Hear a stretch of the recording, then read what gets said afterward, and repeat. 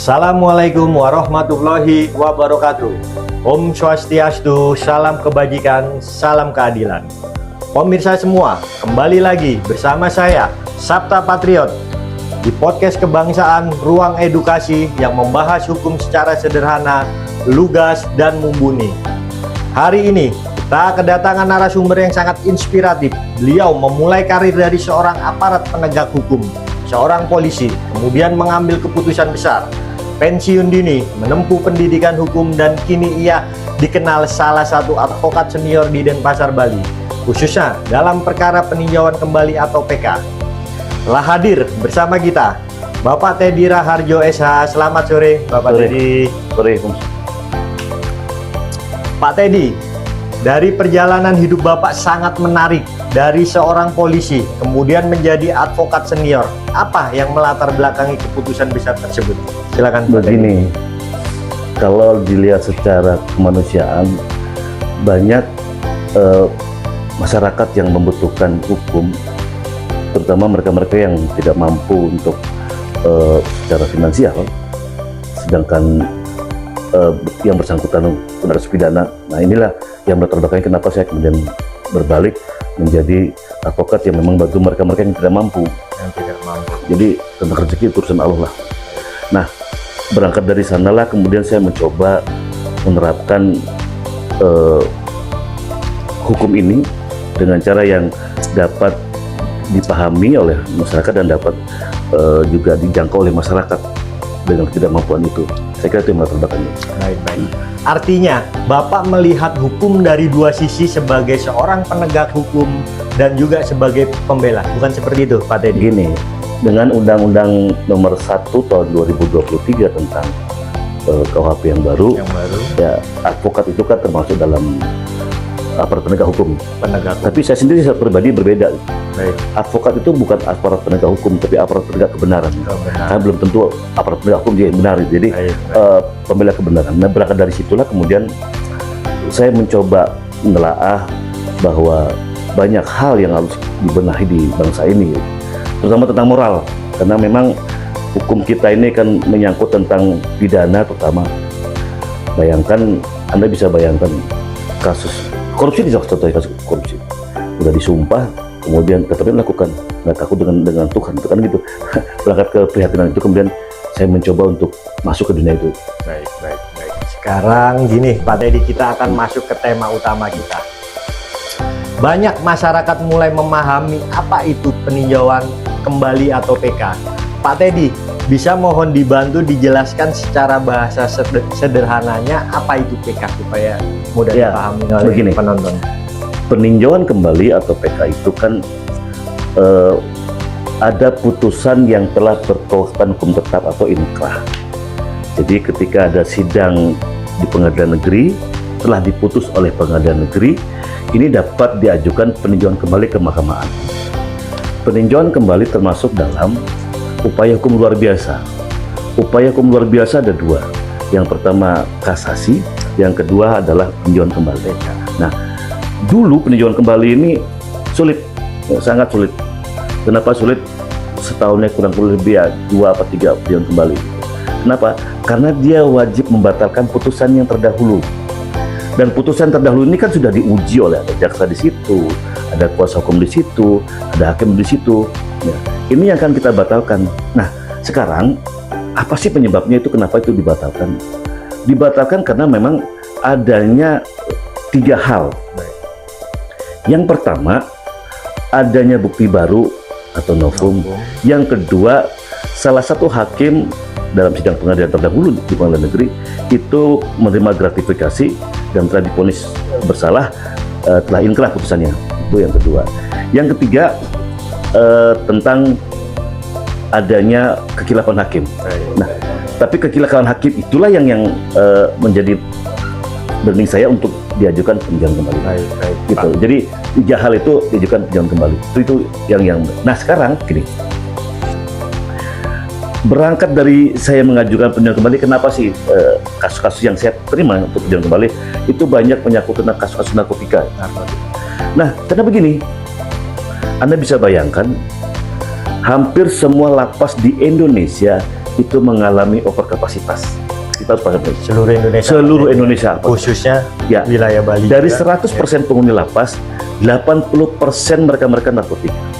Kasus-kasus Narkotika. perkara mereka Oke. narkotika. Dari 80%, 60% penyalahguna.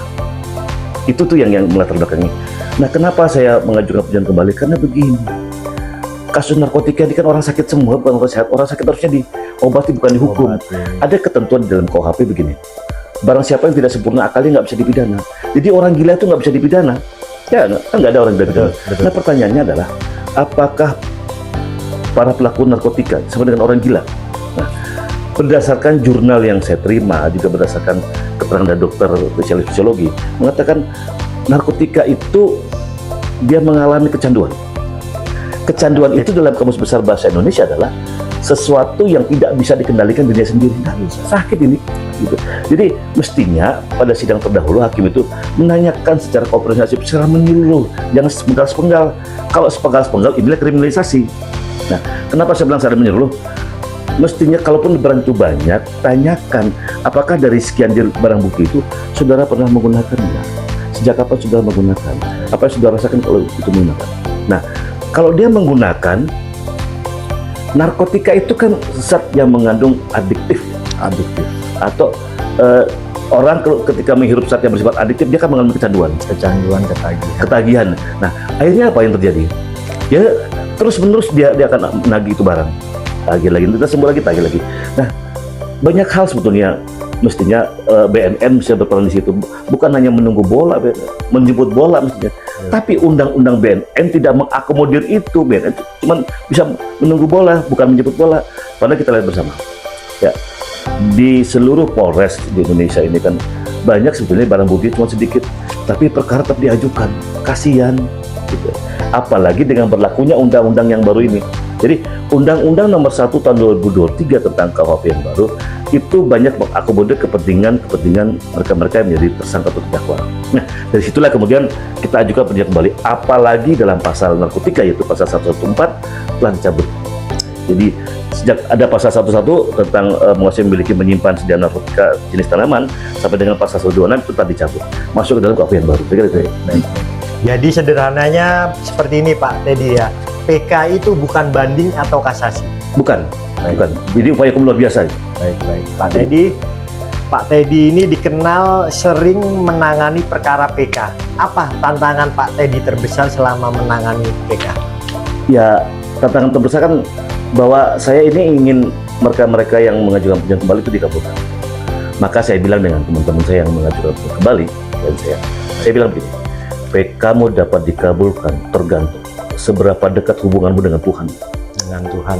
Jadi ketika dia itu merasa dalam tanda kutip terjolimi lah, katakan bahwa diputus seolah jadi pengedar pada barang bukti cuma 10 gram lah, 15 gram lah, itu udah dianggap luar biasa. Lalu dia berdoa agar PK-nya dikabulkan, dan dengan doanya dia itu kemudian dikabulkan. Kan bukan kayak ini, bukan karena saya, karena doanya dia.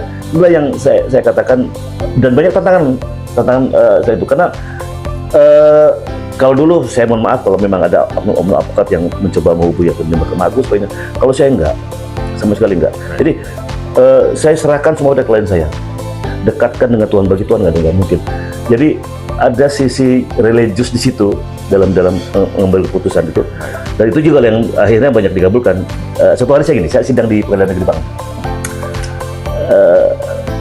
kan salah satu hakim mengatakan, Pak tadi kenapa sih dalam pengajuan peninjauan kembali selalu mengacu tentang ada kekhilafan hakim? Saya bilang, iya, bukankah tidak digunakan SEMA nomor 1 2017, ya, SEMA nomor 3 2015, SEMA nomor 1 itu begini, SEMA nomor 3 2012 begini.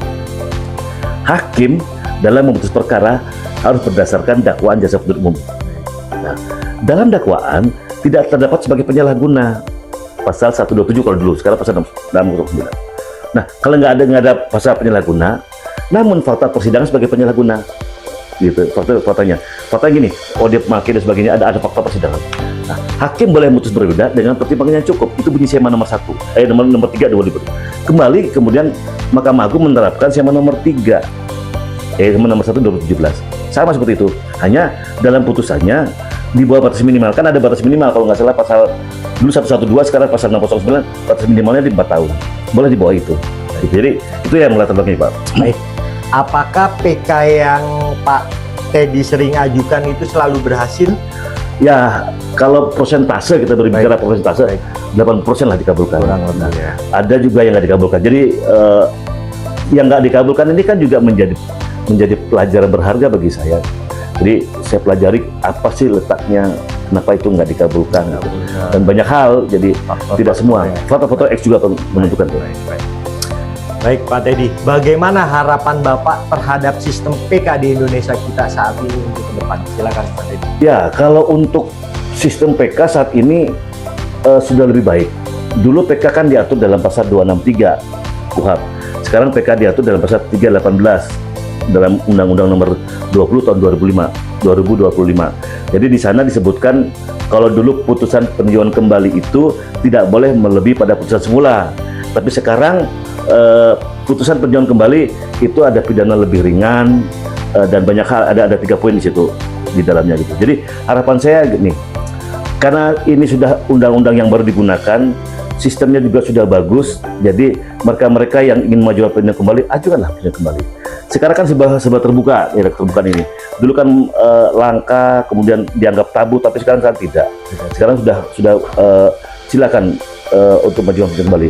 Dan terutama mereka-mereka yang terkena kasus narkotika. Kenapa saya segera ajukan? Ayo ajukan sepanjang ini merupakan keinginan daripada narapidana, ajukan saja. Gitu. Baik. Artinya PK adalah pintu terakhir untuk memastikan keadilan yang substantif. Ya. Karena gini, Pak Teddy, peninjauan kembali itu hanya boleh diajukan 1 kali. hanya 1 kali. Tidak boleh 2 kali, kecuali ada putusan terdahulu, kemudian ada jadi 2 putusan ya. Dan ini saling bertentangan, ini boleh diajukan kembali untuk mendapatkan kepastian hukum. Jadi sesungguhnya peninjauan kembali itu hanya boleh diajukan sekali. Namun ada putusan Mahkamah Konstitusi nomor 409 kalau nggak salah, itu saat Antasari Ashar mengajukan peninjauan kembali, jadi boleh 2 kali. Namun sekarang itu dibatalkan dengan adanya SEMA nomor 7 2017 kalau nggak salah. Jadi tidak boleh lagi diajukan 2 kali, cukup sekali. Karena kan gerbang terakhir, ya harus ada kepastian hukum dong. Kalau terus diajukan mau sampai kapan? Iya kan, harus ada kepastian hukum. Jadi ada endingnya itu setiap pidana itu. Tidak boleh tidak. Pak Teddy, apa pesan Bapak untuk generasi muda dan masyarakat awam tentang hukum? Silakan Pak Teddy. Hukum itu harus diterapkan, dan bangsa kita ini bangsa yang sering sekali menerabas hukum. Jauhi hal-hal yang bersifat negatif, selalu berpikir positif, dan satu hal lagi, jauhi segala tindak pidana narkotika karena itu sangat membahayakan untuk kepentingan masyarakat. Terima kasih. Baik. Luar biasa, pemirsa semua. Hari ini kita belajar bahwa keadilan itu tidak berhenti pada satu keputusan. Peninjauan kembali adalah bentuk harapan bahwa hukum tetap memberi ruang koreksi. Terima kasih kepada Bapak Teddy Raharjo, Sarjana Hukum, atas edukasi dan inspirasinya hari ini. Terima kasih. Saya, Sabta Patriot, pamit undur diri. Tetap belajar, tetap kritis, dan tetap berintegritas. Wassalamualaikum warahmatullahi wabarakatuh. Om Santi Santi Om. Salam kebangsaan, salam keadilan. Pak Teddy, terima kasih.